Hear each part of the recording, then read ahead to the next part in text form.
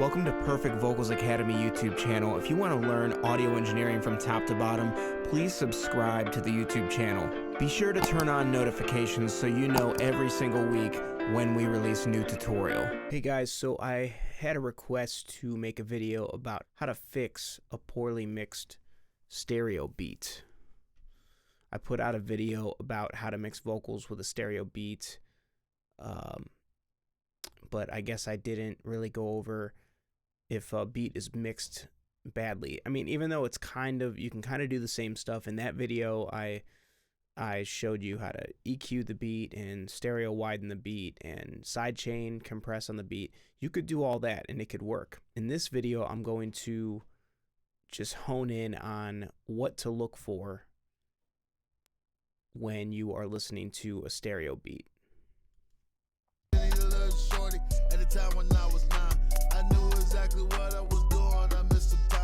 So let's just listen for a minute.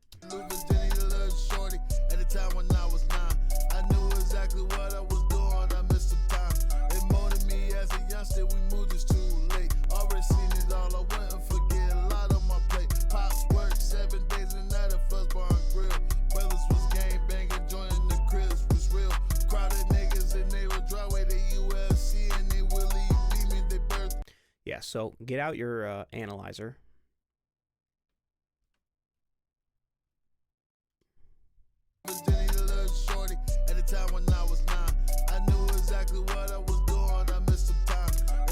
So it looks like this beat just has a ton of low end, which sounds pretty good, but we can do less. It'll give us more headroom when we go to master it. So we're going to do a shelf from 65 hertz and down to fix this. The problems may be way worse than this, and I'll go over how to address that, but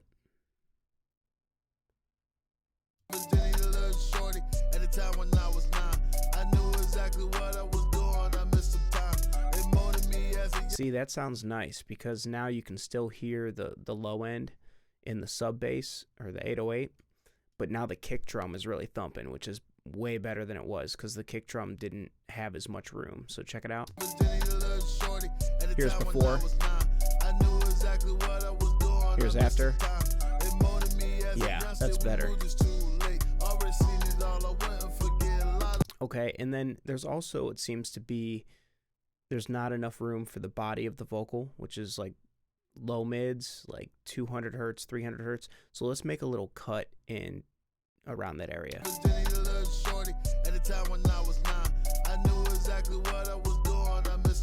Narrow Q.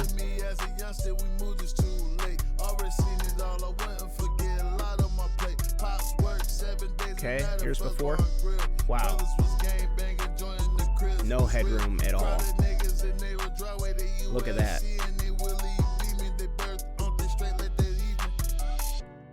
Obviously, you got to hear this on like headphones or speakers, so I would hope that you're listening to that, listening on that. So the mid-range seems to be pretty good in this beat. I don't think like the high mids and mids really sound bad. They just went a little overboard with the low end. That's all, and that's pretty normal with beats. So because you got to think, when they're making a beat to sell to an artist, they're trying to really hype up that low end because they want you to feel it. They want you to buy the beat. They want you to be in the car just listening to that beat and just feeling the thunderous bass just go through your body. So, which is cool for that. But when you go to mix the song with the vocal, we need to adjust that.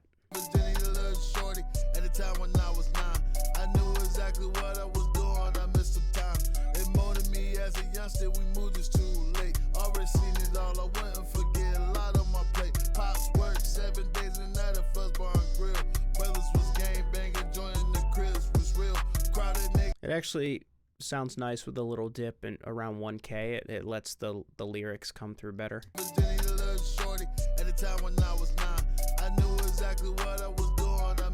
Yeah, it lets the vocal just come forward. And then probably the same with 4K. Let's dip 4K a little bit. time when I was 9, I knew exactly what I was doing. I missed some time. They molded me as a youngster. Okay, let's bypass this beat EQ. Yeah, the vocal's really buried. There you go. Okay, so that's one way you would fix a poorly mixed beat. And I wouldn't even call this poor mixing, but more or less just not good enough for the mix I'm doing. So another problem you might run into when you're getting a beat is sometimes it comes in mono, and that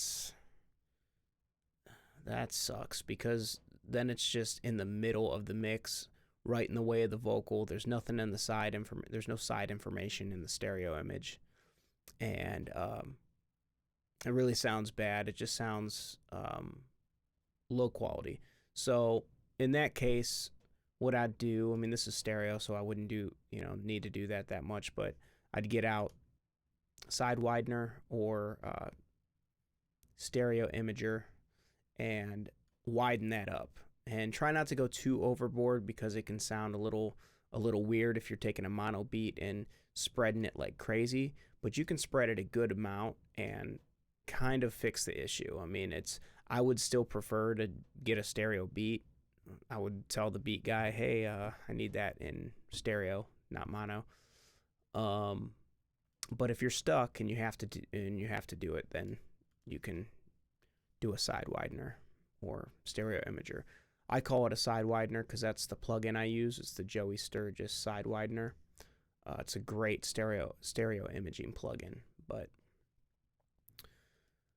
yeah, so those are the things I can think of as far as fixing a poorly mixed beat.